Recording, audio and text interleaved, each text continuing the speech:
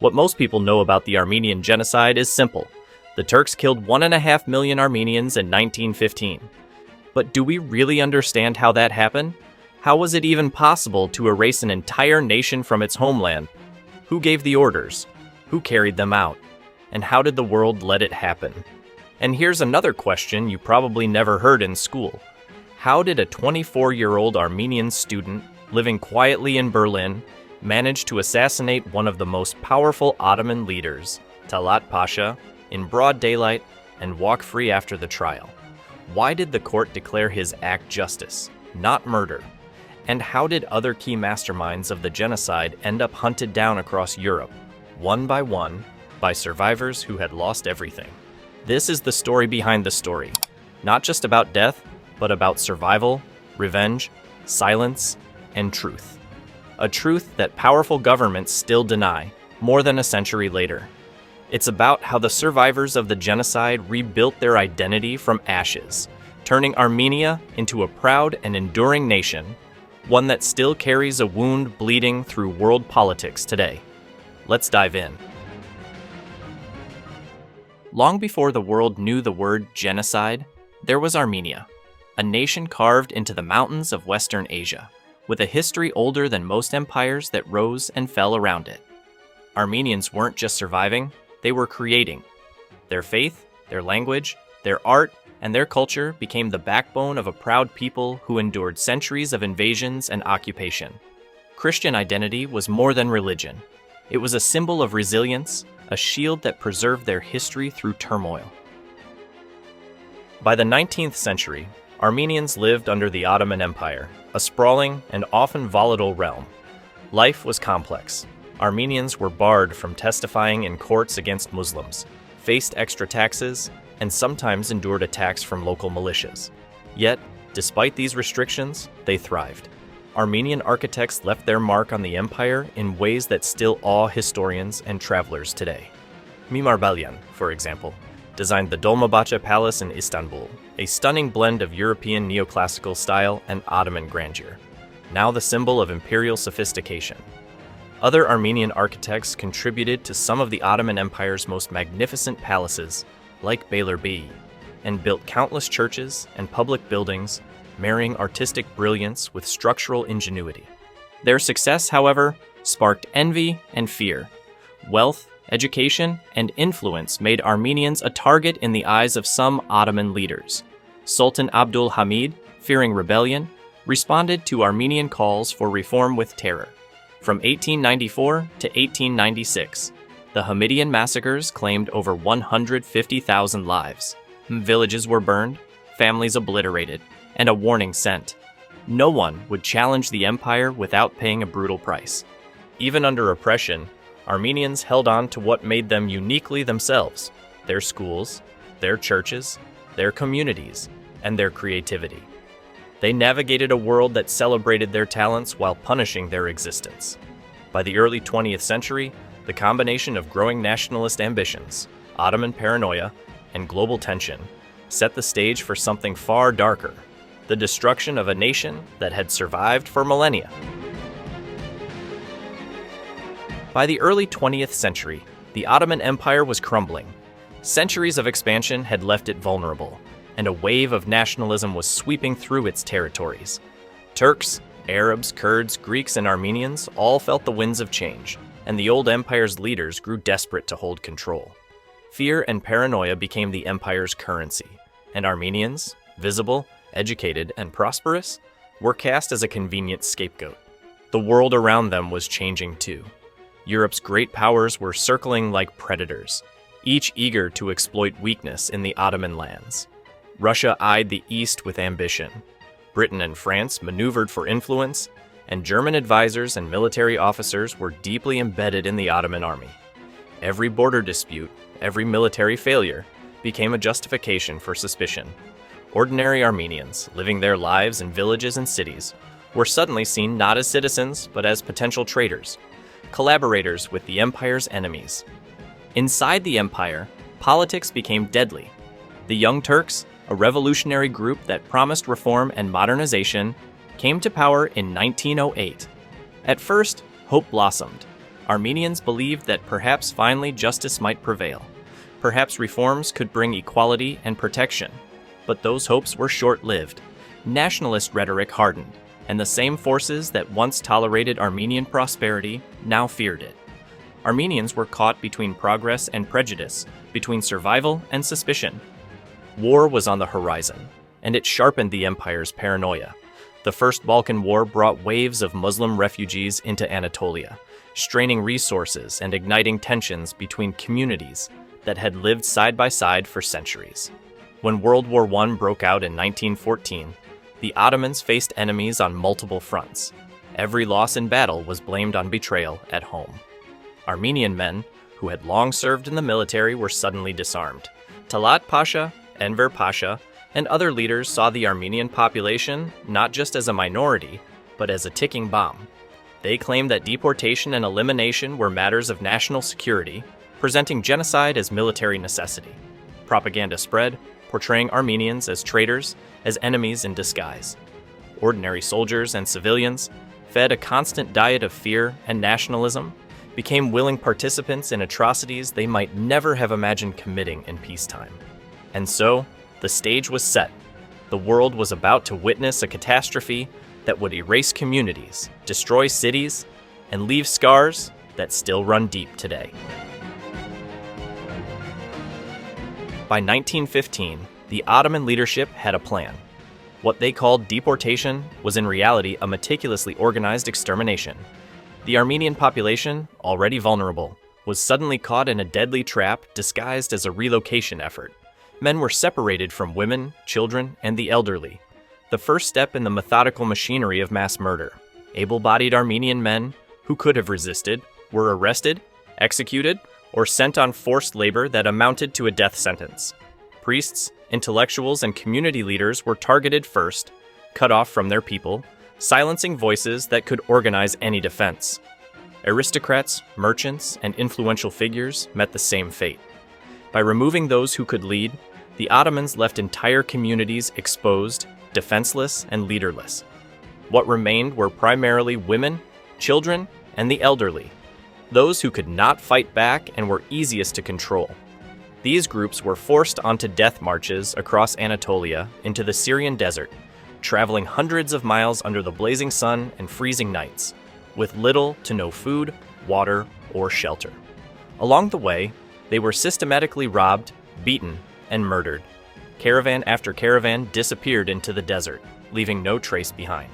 The Turkish authorities made it impossible for Armenians to organize or resist, exploiting the chaos of war, the spread of misinformation, and decades of prejudice to carry out their plan. The Ottomans justified the deportations as a military necessity, blaming Armenians for alleged collaboration with the Russians. It was a perfect storm. The empire was at war, the population was already fearful, and Armenians had been painted as disloyal and dangerous for decades. Ordinary citizens, manipulated by propaganda and terror, either participated in or looked away from atrocities. Villages were burned, families torn apart, and centuries of community life were erased almost overnight. Even in these darkest moments, the courage of Armenians shone through. Families clung to each other, strangers shared water and food, and small acts of defiance emerged in the face of overwhelming violence. Yet, the scale was staggering. By the end of the deportations and massacres, estimates suggest that up to 1.5 million Armenians had perished. Entire towns and regions were emptied, leaving an indelible scar on history. This was not chaos. It was planned, systematic, and efficient. The empire used its administrative machinery, railway systems, local authorities, and armed units to implement the genocide with horrifying precision. And yet, despite all odds, some survived. Hidden by neighbors, smuggled across borders, or escaping into mountains and deserts, these survivors carried the memory of the atrocities, ready to bear witness and, in later years, to seek justice. Even in the face of near-total annihilation, the Armenian spirit refused to vanish. Where the Ottoman authorities aimed to destroy, Armenians found ways to resist, to survive, and to strike back. It began in the towns and villages, where ordinary people, farmers, merchants, women, and even children, defied impossible odds. Some hid their families in secret basements, caves, or mountains. Others disguised themselves or bribed guards to gain temporary reprieve. Every act of defiance, no matter how small, was a declaration. They would not surrender their humanity, not without a fight. In cities like Van and Musadag, entire communities organized uprisings against the Ottoman forces. Armed with whatever weapons they could find, hunting rifles, farming tools, even bare hands, they resisted deportation. In Van, Armenians held out for weeks against superior military forces, protecting thousands of civilians, buying time for survivors to escape. These were not grand armies, but ordinary people fighting with courage born of desperation and love for their families. And then there were the extraordinary individuals who carried the fight beyond the battlefield. One name would become legendary: Sogomon Tehlirian. He wasn't a soldier, not an assassin by trade, just a 24-year-old Armenian student, born in the Ottoman Empire, who had watched his entire family slaughtered before his eyes. In 1921, he found himself in Berlin, where one of the main architects of the Armenian Genocide, Talat Pasha, was living openly under a false name, protected by political chaos and indifference. Talat had once been the Grand Vizier of the Ottoman Empire, a man whose orders had condemned more than 1 million Armenians to death. Now, he strolled through the streets of Berlin as a free man, confident the world had forgotten, but Tehlirian hadn't. For weeks, he shadowed Talat's movements, studying his daily walks along Hardenbergstrasse. Then, on the morning of March 15, 1921, as Talat stepped out of his apartment and began walking down the street, Tehlirian approached from behind, took out his pistol, and fired a single bullet into the back of Talat's head. The former empire builder collapsed instantly, lifeless on the pavement. Tehlirian didn't flee. He stood there, calm, waiting to be arrested, because in his mind, the execution had already been justified years earlier, when his family and nation were murdered. Tehlirian's trial was extraordinary. The court had to weigh the law against the truth. He had committed murder, yes, but he had acted in response to the most unimaginable crimes. Witnesses described the psychological toll of the genocide, the annihilation of entire families, and the cultural erasure of an entire people. The jury acquitted Tehlirian, calling his act one of moral justice, a rare moment where the law recognized the weight of history itself. But Tehlirian was not alone. His act was part of a secret mission known as Operation Nemesis, a covert campaign organized by the Armenian Revolutionary Federation to bring justice to those who had escaped punishment after orchestrating the genocide. Between 1920 and 1922, Armenian Avengers hunted down Ottoman officials across Europe and the Middle East, men who believed they were untouchable. In Rome, Arshavir Shirikian and Armen Garo assassinated Said Halim Pasha, a former Grand Vizier. In Tiflis, Hakob Melkumian and Stepan Zagikian executed Behaydin Shakir and Kemal Azmi, two of the most ruthless planners of the massacres. Kemal Pasha, another of the triumvirate who led the Ottoman Empire during the war, was shot dead in Tiflis in 1922. These assassins weren't driven by bloodlust. They were driven by justice. With no international court willing to act, they became the judges of history themselves. Operation Nemesis sent a clear message to the world. Even if governments stay silent, truth has a way of finding those who try to hide from it. But heroism was not only about vengeance, it was also about survival and rebuilding. Communities formed in the deserts, mountains, and refugee camps of Syria, Lebanon, and beyond. They shared food, knowledge, and hope, teaching children their language, preserving their faith, and keeping the memory of lost loved ones alive. Some survivors, even as they fled with nothing, hid ancient Armenian manuscripts and holy books under their clothes, choosing to save their nation's soul instead of bread or water. Those sacred pages became the bridge between a shattered past and a future rebuilt from memory. Families who escaped to Russia, Europe, and the Americas created a diaspora that would ensure the Armenian identity survived, even when most of their homeland was stolen from them. The story of Armenia did not end in 1915. From the ashes of tragedy rose one of the most unbreakable nations on earth.